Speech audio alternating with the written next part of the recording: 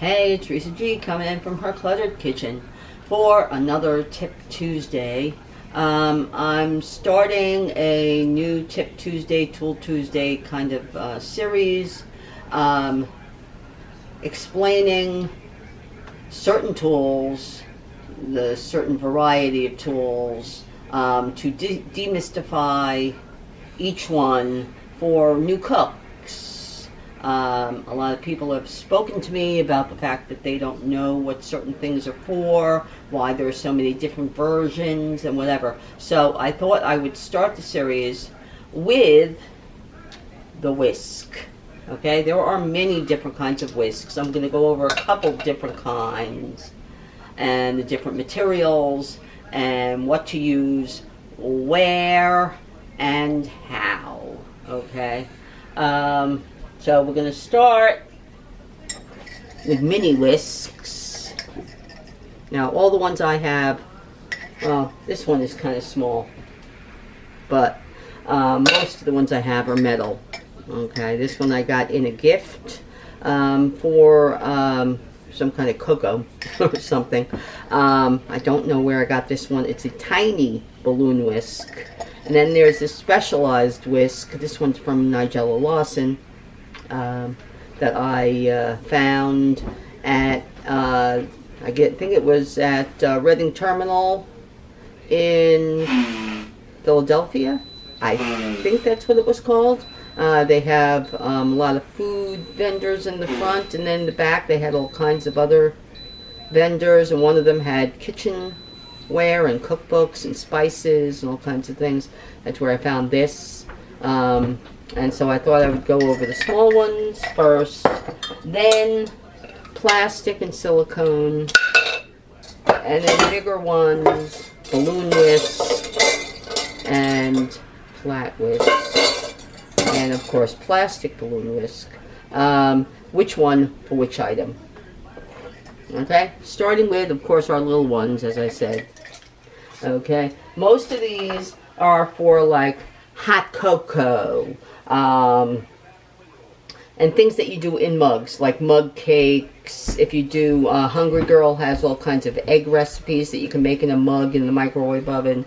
That's what it's for, okay? Any of these will do, all right? It's just for whisking and getting around the inside of the mug and making sure everything is emulsified, okay? So you can use either something like a Nigella's or one of these tiny balloon whisks, okay, to get around the edges. That way you get everything incorporated in your mug or cup or small bowl, okay? Then I have silicone. These I got in a set. I think all of these came together. Or anyway, these three came together. I think I bought them at Walmart for like $5, $10. It was a small set. I'll try to link the set in the bottom.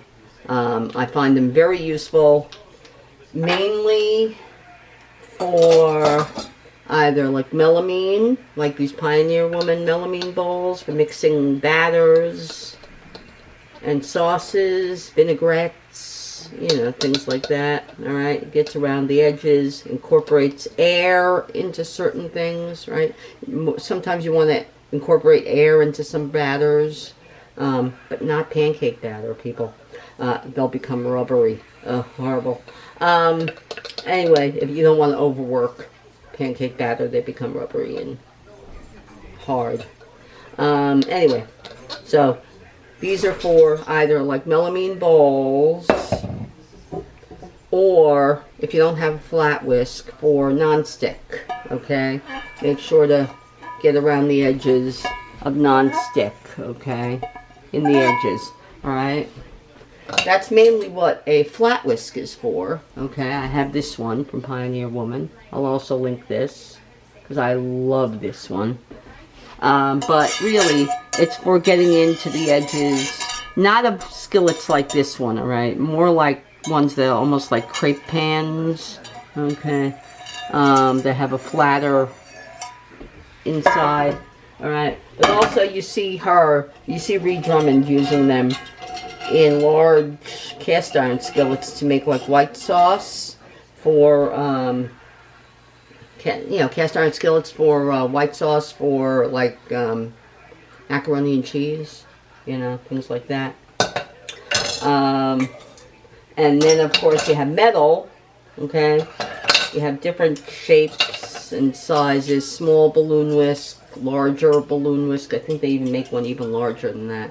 And this one I've had a really long time. It's a kind of a scrawnier balloon whisk, but it's still considered a balloon whisk.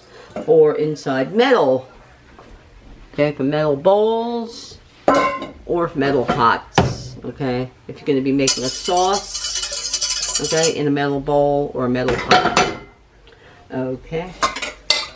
This one is mainly for this skillet isn't really big enough for this, but it'll give you the idea. You see the Pioneer woman do this a lot. She uses this to make white sauce or cheese sauce for mac and cheese, and she uses it to get all the sauce ingredients off the side of the skillet. Okay, well, this skillet isn't really large enough. I'm sure she uses a 14-inch or larger. This is a 10-inch. But anyway, you get the idea. That's what a flat whisk is for. It's for the edge of a skillet, mainly. You can use it in bowls. Alright, you can use it in a bowl, but it doesn't work as well. Okay? Really doesn't work as well in a bowl. It's more for skillets. Okay? You can use a balloon whisk for this, but it will not clear the sides as well. Okay? Really won't. And, of course, make sure to use either some kind of heat-proof plastic or silicone, okay, in nonstick, okay? Because you don't want to scratch the surface of your nonstick and ruin it. And also it becomes unhealthy because you can cook in it over high heat and the fumes can be, well, they say they're deadly, but you just don't want to make people sick. So plastic or silicone in nonstick skillets, okay? And flat stainless steel in cast iron or in metal, okay? Or any kind like this. All right, well, I have to say that balloon whisks are mainly for putting air into batters, especially like cake batters, anything that's supposed to be light and fluffy. Okay, any kind of batter is supposed to be light and fluffy, or if you're whisking egg whites for meringue or macaroons, anything like that. All right, that's what a balloon whisk is mainly for. All right, flat whisks are mainly for sauce and for the edges, to incorporate stuff from the edges of pots, pans, skillets. And then the small whisks are for small items, all right, for small spaces, okay? I guess that pretty much explains everything. Okay, so I hope that was helpful and informative, and I taught you something on Tip Tuesday. So please like the videos, subscribe, press the little bell, and we'll see you again soon in Reese's Cluttered Kitchen. Bye!